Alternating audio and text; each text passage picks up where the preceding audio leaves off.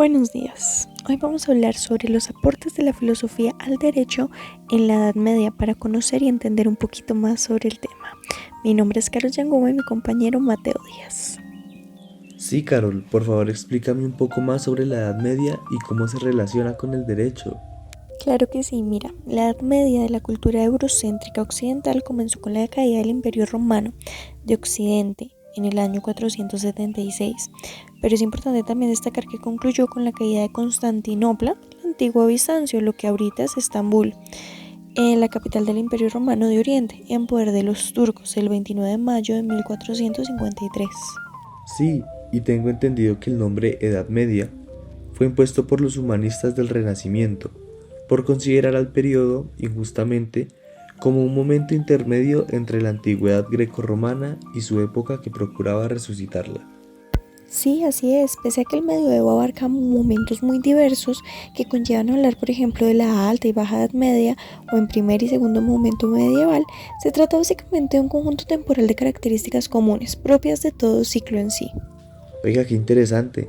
Además de eso, el primer periodo medieval estuvo más puramente caracterizado por el valor de la santidad, al servicio del cual, para superar el desorden, la ineficiencia y la ignorancia, se fue formando el orden de la Iglesia, que era la única institución relativamente sólida de la época.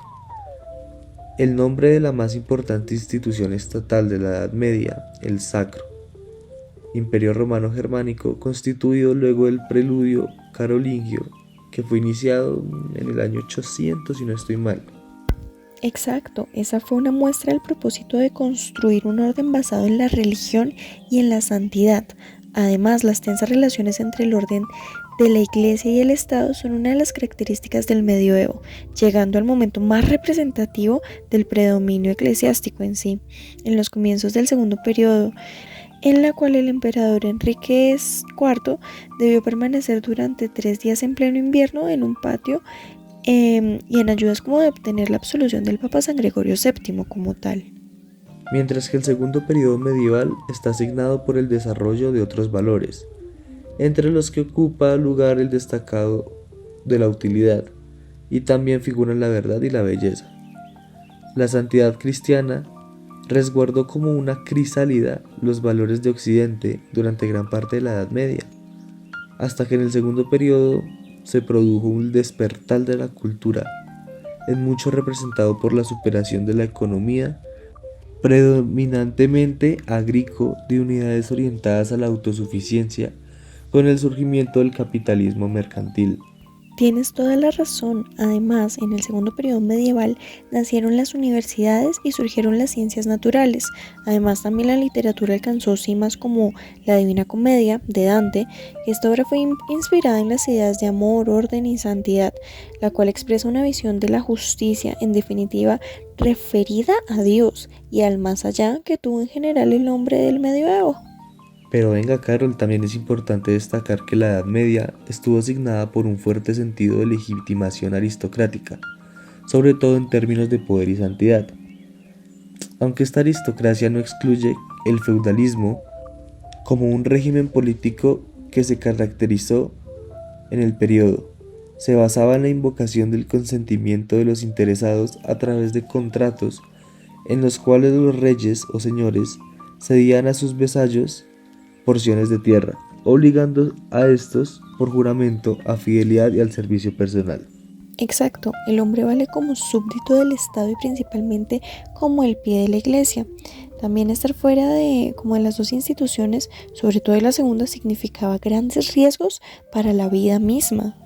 Además, en los vacíos de poder surgidos entre el Estado y la Iglesia, y también con los confrontamientos internos de cada uno de ellos, se encontró el espacio para el crecimiento de la libertad y se abrió camino en el futuro reconocimiento de la dignidad del hombre, considerándolo en sí mismo. Además de ello, el primer periodo medieval estuvo signado por el sentido jurídico relativamente comunitario, de raíces cristianas y germánicas, con un lento proceso de reorganización que surgió en la noche de los tiempos, como se conocía, reconocible en los siglos que surgieron en la caída del Imperio Romano de Occidente. Sin embargo, en el segundo periodo ocurrió como que el suceso jurídico más importante de la Edad Media. Con la recepción del derecho romano justiniano en los países continentales, inspirada en la afirmación individualista que promovía el capitalismo, y al rechazar la razón escrita, el derecho justiniano, Inglaterra afirmaba entonces una de las bases de la tendencia empírica que todavía hoy caracteriza a su cultura. Es decir, la filosofía medieval abarca un periodo inicial auroral que se desarrolló en sus comienzos en un tiempo que cronológicamente pertenece a la Edad Antigua, periodo de búsqueda del método que es el retorno a la religión. Luego se alcanza un periodo normalizado que tiene su momento fundamental en la obra de Santo Tomás de Aquino, Síntesis de la razón y la fe, y por último llega otro periodo inicial o auroral de nueva búsqueda del método, más racional, más empírico y en el Renacimiento. ¿Sí? Sí, correcto. Como que los primeros tiempos de la Edad Media estuvieron muy signados por la patrística y en ella corresponde considerar principalmente a San Agustín, quien pertenece cronológicamente a la Edad Antigua, pero temáticamente a la Media. Ay, sí, eso sí lo sabía. Además tengo entendido que el mundo europeo y en su momento Roma no estaban dispuestos a aceptar una creencia que, proveniente de los persas, pretendía traspasar una frontera cultural que se ha manifestado desde las guerras. Además, la disolución racional de la divinidad, planteada por el maquinismo, debía chocar a un hombre que llegó a pensar en Dios, como la grandeza que lo concibió.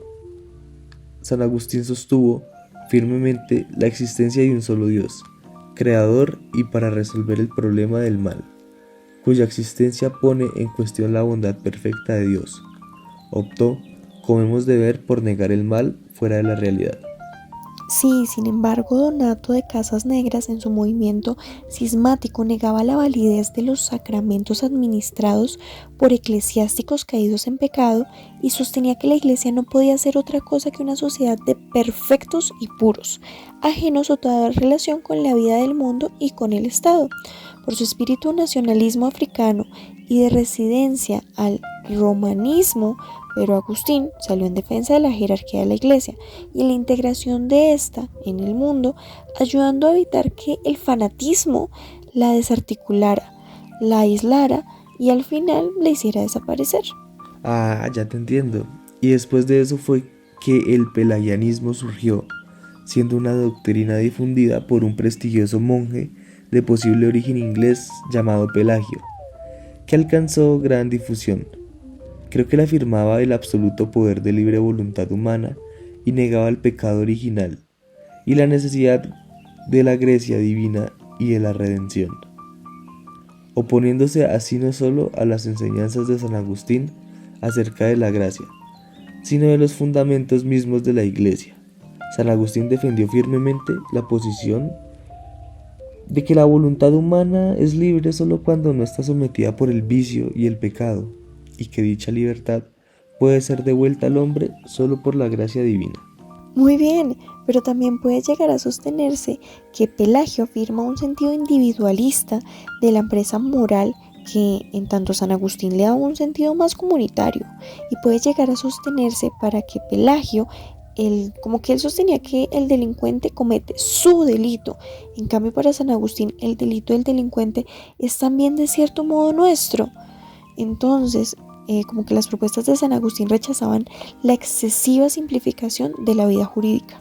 Además, San Agustín decía que la ciudad terrena, de cierto modo, el Estado nace de la violencia, y para que pueda tener valor es necesario que reine en ella la justicia. Los estados donde no reina la justicia son grandes empresas criminales, mientras que el modelo de Estado que sí acepta la ciudad de Dios, la cual ciertos párrafos dan a entender como la comunión de los santos y entre otros presentan como la iglesia viviente. Además, San Agustín presenta un mundo jurídico constituido en gran medida por distribuciones, aunque éstas provengan de una voluntad divina o menos referido a los repartos de la conducta humana. El orden de repartos como que agustinianos está inmerso en un orden de distribuciones que incluso tiene referencias más allá de este mundo. También con la caída del Imperio Romano de Occidente se produjo un inmenso retroceso de la cultura, lo cual permitió que los siglos siguientes pudieran ser llamados la Noche de la Historia.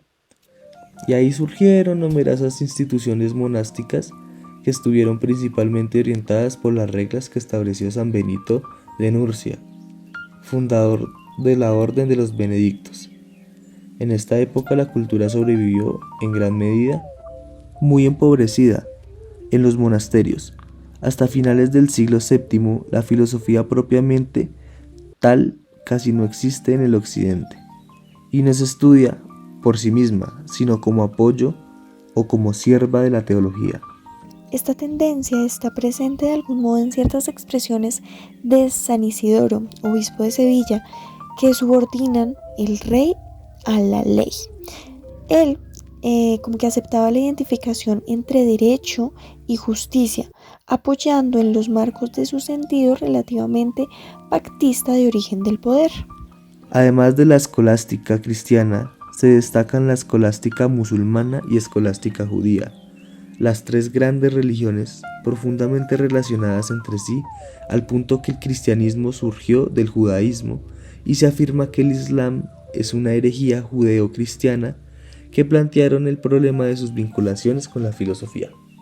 Súper, Mateo, veo que ya tienes claro el tema. Me alegra haberte ayudado y que hayas podido entender sobre la filosofía de la Edad Media con relación al derecho.